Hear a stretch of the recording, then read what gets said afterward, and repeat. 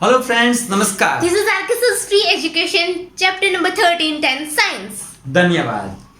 So now let us talk about the magnetic effects of current, right? But before discussing this, let us first understand what are the electrical effects. What are the effects of electric current?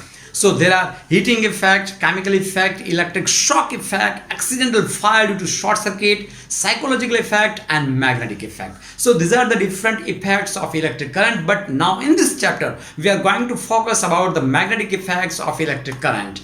This gentleman, Hans Christian Ørsted in 1920, observed that whenever there is a current carrying conductor placed, then there is a deflection of magnetic needle. It clearly indicates that some sort of relation exists between electricity and magnetism. When he switch on the supply, magnetic needle deflects. When he just interchange the polarity, he reverses the polarity, then the current used to reverse, and the direction of deflection of magnetic needle also gets deflected in reverse direction, right? So this clearly establishes a relationship of magnetism with the electricity. Now it is very clear, and we have already studied in the previous standards, that magnet have north and south poles. Magnetic lines of force emerges from the north pole and terminates at the south pole. Inside the magnet, these magnetic lines of force travel from south to north. Magnetic lines of force never cross each other, they never interact with each other, right? And magnetic field strength will be maximum at the poles and minimum at in between. As we go away from the magnetic strength will go on decreasing. These are the properties of magnetic lines of force which we have already studied in the previous standards, right? And this gentleman, Michael Faraday, the father of electricity, what did he say?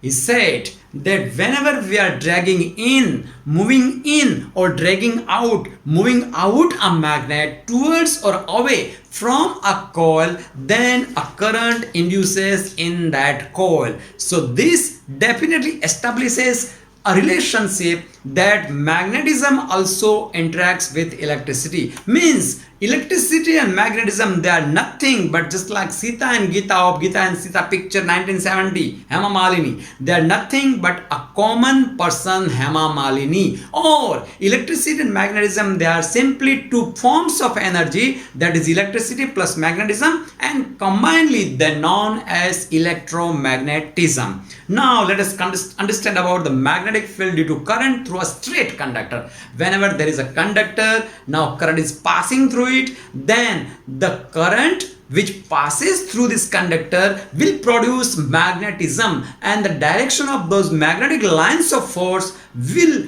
be represented by the encircling fingers of right hand. Repeat. Current carrying conductor produces magnetic lines of force. If current is given by thumb, then encircling finger will represent the direction of magnetic lines of force. And this rule is known as right hand thumb rule. This rule is known as right hand thumb rule. Now, if there is a big conductor, straight conductor, and if we just go on bending this straight conductor, right, what will happen? It will have a ring-like shape.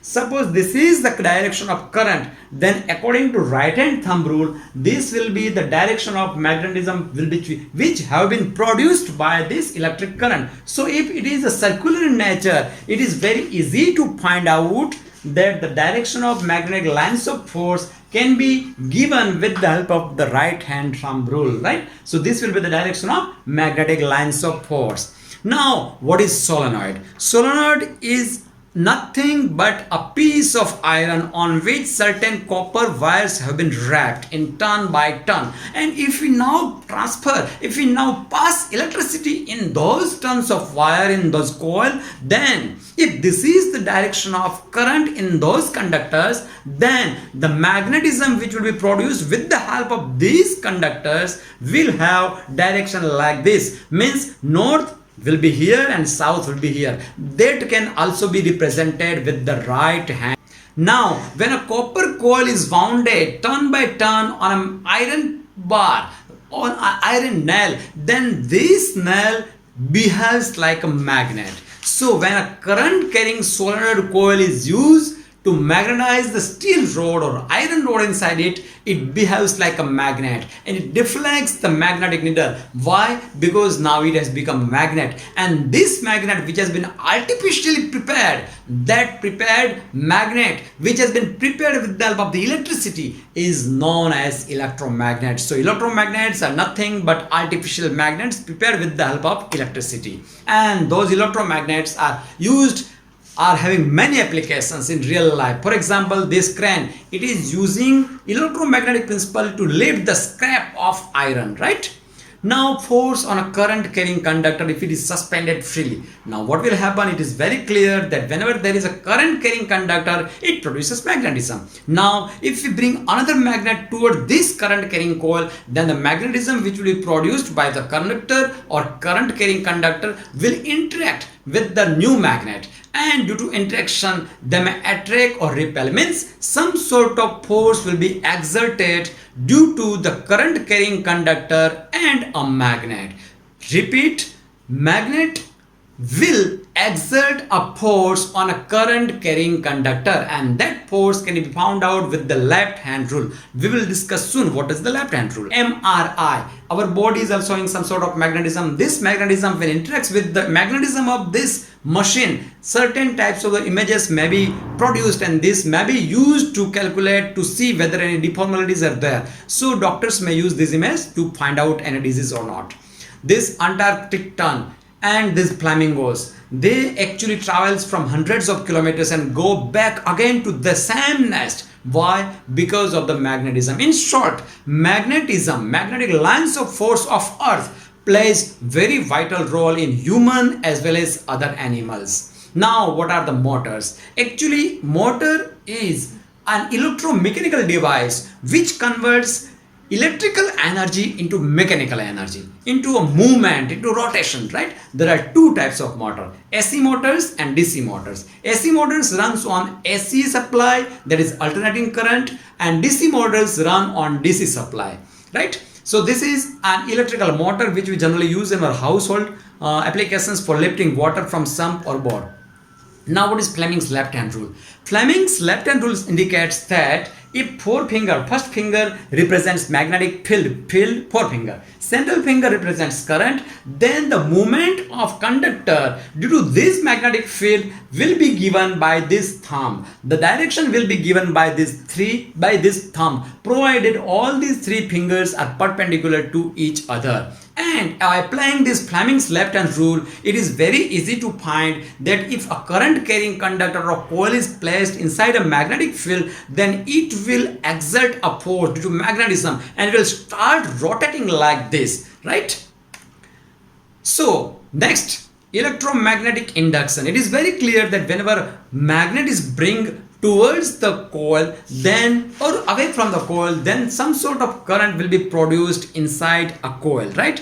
This is nothing but a electromagnetic induction. That current can be detected with the help of the galvanometer. So galvanometer is a special meter which is used to detect the direction of current or presence of current in a circuit. Now this, when we pass current in coil 1, magnetism will be produced. This magnetism will associate itself with coil number 2, and due to this magnetism, coil number 2 will induce coil number 2 will produce electricity. Means coil number 1 will induce current in coil number 2. This is known as electromagnetic induction, because there is a transfer of energy from coil 1 to coil 2 through electric and magnetic transversal of energy. Now what is Fleming's right hand rule? Fleming's right hand rule, just like the left hand rule, forefinger field, central finger represents current, CEC, FF field, and thumb M represents the motion, movement.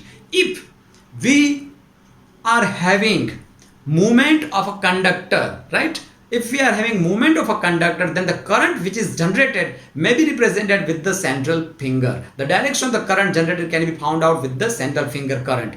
And if this is the direction of field. So these three fingers if placed perpendicular to each other, then it is very clearly that in case of electrical generator we can find out the direction of current generated. You yourself will have to try to visualize and find out the direction of electric current generated in the generator.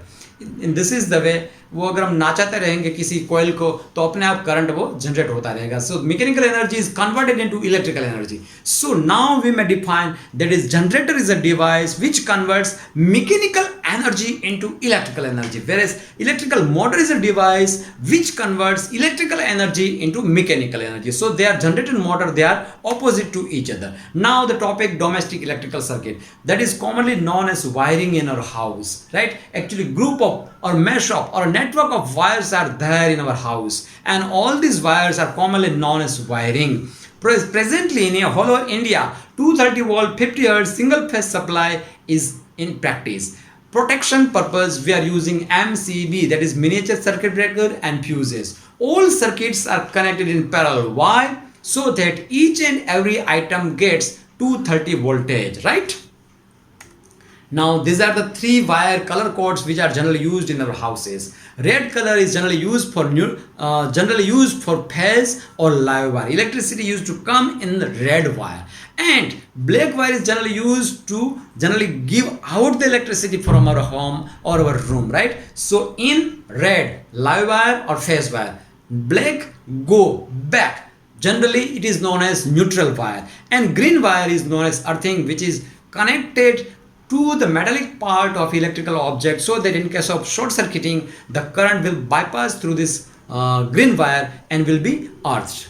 Now there will be two wires from the electrical pole to our meter. From meter it will be going to distribution box. From distribution box to a pair of wires, two wires will be going in each room, and these two wires will be connected to each and every equipment along with the switches, right? And another third wire will be connected to each equipments on the periphery or metallic part, so that in case of the short circuit current bypasses and we ourselves remain safe. Now what are the types of circuit? There are two types of circuit: lighting circuit and a motive circuit. Lighting circuit is generally used for lights, fans, etc., small lighting loads, and motive circuit generally used for heavy loads like geyser, heater, fridge, pump, AC, etc. Earthing is generally used for earthing purposes, for the ground purpose. In case of the short circuiting, the current will bypass to the earth through the green wire, and earthing will have very low resistance, as good as 1 or 2 ohm, almost 0 ohm, ideally at least. How? By means of charcoal and salt. Salt and charcoal are placed inside the earth pit, and that green wire is connected with this earthing. Now fuse is a protected device which is widely used since hundreds of years, and it was invented by Thomas Alva Edison, right? And it uses a very thin link of a wire which is having very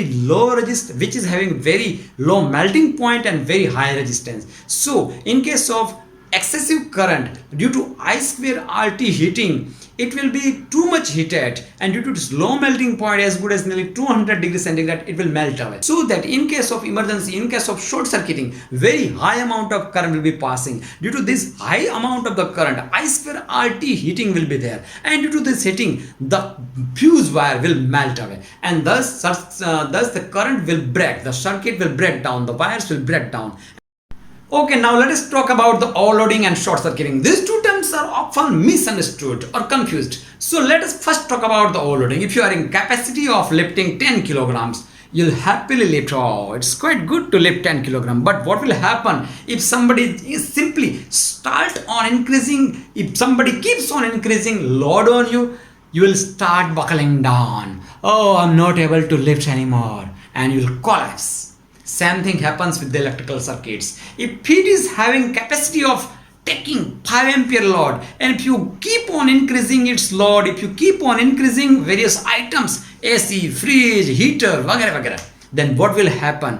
The current capacity of wire will be reached and wire will start burning out. We may say that in that case, that is overloading on those wires. So what is overloading? Overloading is nothing but excessive load, accessing electrical items on the same circuit, due to which the wires may start hitting. That is known as overloading. And now what is short circuiting? Short circuiting means short circuit. It is by mistake, or sometimes due to heat, etc., or sometimes due to atmospheric conditions, phase and neutral touch each other, and hence direct current will start flowing from phase to neutral, and or may say direct current will start from positive to negative, or phase to neutral, or red to black wire. Then what will happen? A very heavy amount of current will be passing through it, and due to this heavy interest of current, the item may get damaged. We ourselves may get shock. Our item may get fire. Whole building may collapse into fire, etc. So that is the difference between overloading and short circuiting. In case of overloading,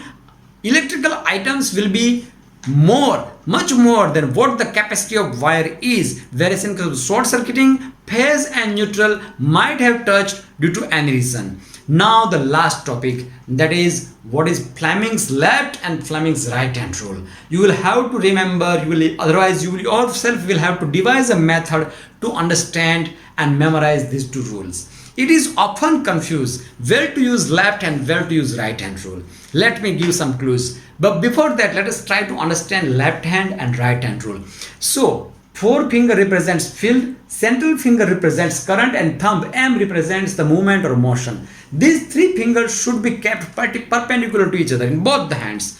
And generator, in case of generator, we will have to use the right hand. In case of motor, we will have to use the left hand rule. Gujarati people may remember as generator ma jamno, just like Jethalal in Tarak Mehta Ka Ulta Chashma. Mehta Sahib is the right hand of Jethalal, fire brigade of Jethalal, jamno haath of Jethalal, right? But other people may remember as Graham Bell. Graham Bell, who was that person? He was the inventor of telephone. He was the discoverer or inventor of a telephone, right? And his name was Graham Bell. The alphabets of Graham Bell may lead us to easily remember which hand is to be used, which rule is to be used where. For example, GR, Graham Bell, GR, generator, right hand. Motor left, Graham means M, Bell, la. So motor left, generator right, Graham Bell. See, this method I have devised by my own way to remember, to memorize this left and right hand rules, right? You may devise your own way to remember these two rules. I hope you might have understood what the magnetic effects of current are. But before ending the chapter, once again I would like to remind you that in case of the motor,